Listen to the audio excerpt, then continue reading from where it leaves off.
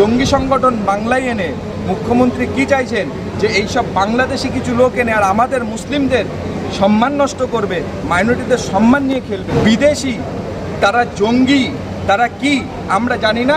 এই বিজেপির border security guard Bangladesh থেকে ঢুকিয়ে দিচ্ছে, আর আমাদের রাজ্য সরকার তাদের ভোটার কার্ড, আধার কার্ড, এসসি সার্টিফিকেট টাকার বিনিময় দিয়ে তাদেরকে নেতা তৈরি করছে।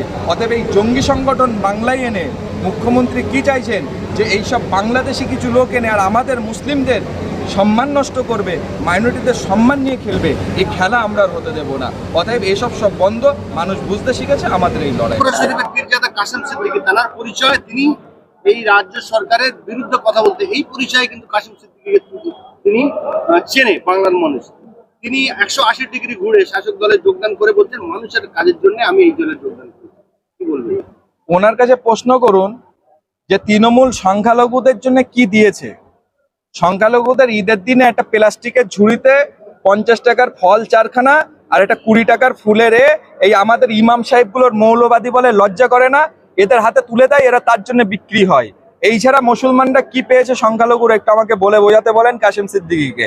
জগন্নাথ মন্দির হবে, হোক, আমরা বিরোধী করি না, কিন্তু বাংলার প্রতিটা মানুষের প্রশ্ন হলো সরকারের টাকায় মন্দির হয়েছে, সরকারের টাকায় কেন শিল্প হচ্ছে না? তাহলে ধর্মীয় রাজনীতি মমতা ব্যানার্জি করছে না নরেন্দ্র মোদী করছে? অতএব এই দুটোর কোনো পার্থক্য নেই। আরএসএস এর কথাই মমতা চলে, আরএসএস এর কথাই নরেন্দ্র মোদী চলে। এবং আরএসএস এর কথা মতো আনন্দবাজারের প্রথম পেজে ছিল বাংলায় বিজেপিকে ফ্রন্টে রেখে লড়বে মমতা। আনন্দবাজারের কথা ভুললে হবে না। ফিরহাদ হাকিম মাইনরিটিদের নেতৃত্ব দেয়। 2008 সালে সম্ভবত কি 1 সালে এরকম একটা পত্রিকা খিদিরপুরে ভোট হয়েছিল, যেখানে বিজেপি এবং তৃণমূল জোটে ফিরহাদ হাকিম ভোটে দাঁড়িয়েছিল। তার পোস্টার আজও আছে, আপনারা পাবেন। তো এরা হচ্ছে বিজেপির ঘরের টিম। এরা কিন্তু সংখ্যালঘু মুসলিমদের শেষ করতে এসছে। কাসেমজিকে জিজ্ঞাসা করুন যে আপনি তো বলছেন এই সংখ্যালঘুরা ঈদের দিন একটা মিষ্টি পেয়েছিল, আমরা তো ট্যাক্স দিই, অন্য সম্প্রদায়ের মানুষ, তাদেরকে আমরা হিংসা করছি না। পুজোয় 1 লাখ টাকা দেওয়া হয়, আমরা তো ট্যাক্স দিই। আমাদের অধিকারের কথা বলুন, আমাদের ঈদে টাকা দিতে হবে 1 লাখ করে। আপনি বলুন আমাদের ঈদে মিষ্টি আসেনি, জগন্নাথ মন্দিরের মিষ্টি ঘরে ঘরে পৌঁছাচ্ছে সরকারের টাকায়। তাহলে কি মাইনরিটিরা ট্যাক্স দেয় না? না মুখ্যমন্ত্রী পরিষ্কার বুঝিয়ে দিচ্ছে যে আমরা এই রাজ্যের বা এই দেশের দ্বিতীয় শ্রেণীর নাগরিক, আমাদের কোনো অধিকার নেই, যে কারণে আমরা আমাদের অধিকারের কথা বলতে গেলে আমরা শত্রু হয়ে যাব।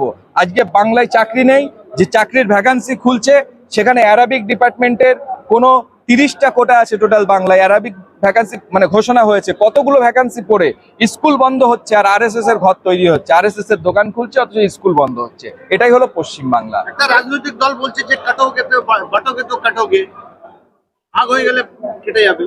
তো সেই জায়গায় আপনারা যারা রয়েছেন তারা আপনারাই তো নিজেরাই ভাগ হয়ে যাচ্ছেন। আপনি কংগ্রেসে গেলেন, কাসেম সিদ্দিকী গেলেন তৃণমূলে, নওশাদ সিদ্দিকীর একটা কিন্তু দল ছিল, সেই জায়গায় গিয়ে কিন্তু মজবুত করতে পারছেন। আমি একটা জিনিস আপনাকে বলি, জাতীয় কংগ্রেস হচ্ছে গোটা দেশে লড়াই করছে। পশ্চিমবাংলার মানুষ আঞ্চলিক দল চায়নি, পশ্চিমবাংলার মানুষ জাতীয় স্তরের দল চেয়েছিল, তৃতীয় প্ল্যাটফর্ম। তো আজকে কংগ্রেস হলো মানুষের জন্য জাতীয় কংগ্রেস, তৃতীয় প্ল্যাটফর্ম। একসময় যখন সিপিএম ক্ষমতায় ছিল, তখনও তো সিপিএম বলেছিল যে আমরা চলে গেলে বিজেপি আসলে তোমাদেরকে কাটবে, মারবে। তা আমরা তো সাহস নিয়ে তৃণমূলকে ভোটটা দিয়েছিলাম, তখন তো ভাবিনি যে বিজেপি আসবে। আজকের দিন এসেছে সেম সাহস নিয়ে, আজকেও আপনারা এই সাহসিকতার সঙ্গে কংগ্রেসকে ভোট দিন, একত্রিত হয়ে লড়ুন, একসঙ্গে আসুন। বাংলার শুভবুদ্ধি সম্পূর্ণ মানুষ আমি চাই তারা প্রত্যেকে জুড়ুক, এবং বাংলা জুড়বে রাহুল গান্ধীর হাত শক্ত করে জাতীয় কংগ্রেসকে এগিয়ে নিয়ে যাবে। আমরা দেখেছি যে সাম্প্রতিক 2জন বোম মারতে গিয়ে মারা গেছে লাভ। বামফ্রন্টের আমরাও দেখতাম যে সংখ্যালঘুরা বোম মারতো, তৃণমূল আমরাও জারি আছে। কি বলবো? দেখুন, আমি আবারও বলছি, এই তৃণমূলের কাজ হচ্ছে চাকরি দেওয়া না। এই তৃণমূলের কাজ হচ্ছে দলিত, আদিবাসী, সংখ্যালঘু, পিছিয়ে পড়া জাতির ঘরের ছেলেগুলোকে 200 টাকা দিয়ে নেশাবান করিয়ে তাদের দিয়ে বোম মারা।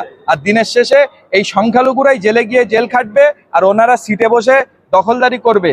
যার অধিকার সেই অধিকার দেবে না এই রাজ্যে, সেই অধিকারের লড়াই আমরা নেমেছি। প্রতিটা দলিত, এসসি, এসটি যাদের সার্টিফিকেট এই রাজ্যের বিভিন্ন রাজনৈতিক যারা পঞ্চায়েত লেভেল থেকে এবং বর্তমানে অ্যাডমিনিস্ট্রেশন যারা আছে জুড়িয়ে বিভিন্ন দপ্তরে, প্রত্যেককে আমরা যদি ক্ষমতায় আসি, এর হিসাব হবে যে টাকার বিনিময়ে বিদেশি তারা জঙ্গি, তারা কি আমরা জানি না।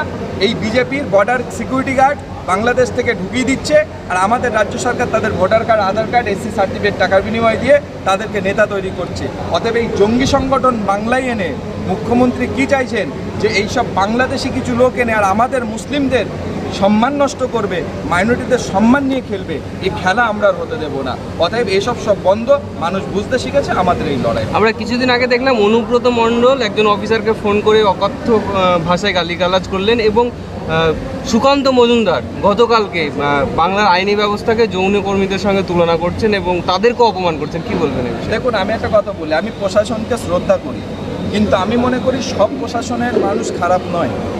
খারাপ কিছু মানুষ আছে, বহু প্রশাসন আছে যারা আরএসএসের দিকে উঁকি মেরে আছে, বহু প্রশাসন আছে যারা রাজ্য সরকারের দাবেদারি করছে, আবার এক শ্রেণীর প্রশাসন আছে, পুলিশ প্রশাসন যারাই অফিসিয়ালি লোক আছে, তাদের বাড়ি তারা জানে আমার বউ আছে, আমার মা আছে, আমার মেয়ে আছে, তাদের এই চিন্তা আছে। আর যারা মানুষ না, শুধু পয়সার জন্য চাকরি করছে, দাবেদারি করার জন্য, তাদের মা বোনের ইজ্জত তারা নষ্ট করছে। আমি মনে করি এই প্রশাসনের বাড়ির মা বোনেরা, এদেরকে আগে ঝাঁটা নিয়ে তাড়ানো দরকার, পাড়ার মেয়েদের নিয়ে। কেননা এরা নিজের মা বোনের ইজ্জত বিক্রি করে একটা সরকারের দাবেদারি করছে, এদের লজ্জা হওয়া দরকার। কিন্তু যারা নিরপেক্ষ কাজ করছে, আমি তাদের স্যালুট জানাই, আপনারা কাজ করুন, আমরা আপনাদের সঙ্গে পাশে আছি। প্রশাসন কোনোভাবে যেন সরকারের কাছে মাথা না নত করে, সেই প্রশাসনের পাশে আমরা থাকি। শেষ প্রশ্ন করবো আপনাকে, যে আপনি যে দলে যোগ দিলেন, সেই দলে ওয়েস্ট বেঙ্গলে লোকসভায় শূন্য, বিধানসভায়, লোকসভায় একজন আছে, বিধানসভায় শূন্য, আর পঞ্চায়েত সমিতির তেমন কোনো ফল নেই। 26শে বিধানসভা ভোট, সেই বিধানসভা ভোটে কতটা ভালো রেজাল্ট করার আশা করছেন? দেখুন, ভোট এখনও দেরি আছে, ভোটের সবে কাজ চলছে। গোটা রাজ্য জুড়ে আমি মানুষের কাছে আহ্বান নিয়ে যাব, রাহুল গান্ধীর নির্দেশিকা অনুযায়ী আমাকে যে দায়িত্ব রাহুল গান্ধী দিয়েছে কেন্দ্র থেকে, আমি রাজ্যের যারা কর্মকর্তা আছেন তাদেরকে বলবো, আপনারা প্রতিটা রাজ্যের প্রতিটা জেলায় সক্রিয় হন। আমি প্রত্যেকটা জেলায় আসব, রাহুল গান্ধীর নির্দেশিকায়, কেন্দ্রের নির্দেশিকায়, আমাদের গোলাম মির্জির নির্দেশিকায়, এবং রাজ্যের যারা আমাদের অভিভাবক আছে প্রত্যেককে নিয়ে এই লড়াইয়ে নামবো। ভোট আসুক, আশা করছি আমরা আগামী দিন খুব ভালো রেজাল্ট বাংলায় করব, এবং কংগ্রেসকে শক্তিশালী করে, রাহুল গান্ধীর হাত শক্ত করে আরএসএসকে আমরা রুখে দাঁড়াবো এবং রুখে দেবো। 26শে সংযুক্ত মোর্চার জোট হবে? এটা এখন বলার নয়, কালকে রেজাল্ট আছে, আপনারা রেজাল্ট দেখুন, তারপরে এটা কেন্দ্রের ব্যাপার, আলোচনার ভিত্তিক ব্যাপার, যখন আলোচনা হবে নিশ্চিত জানাবো। Thank you. ওকে।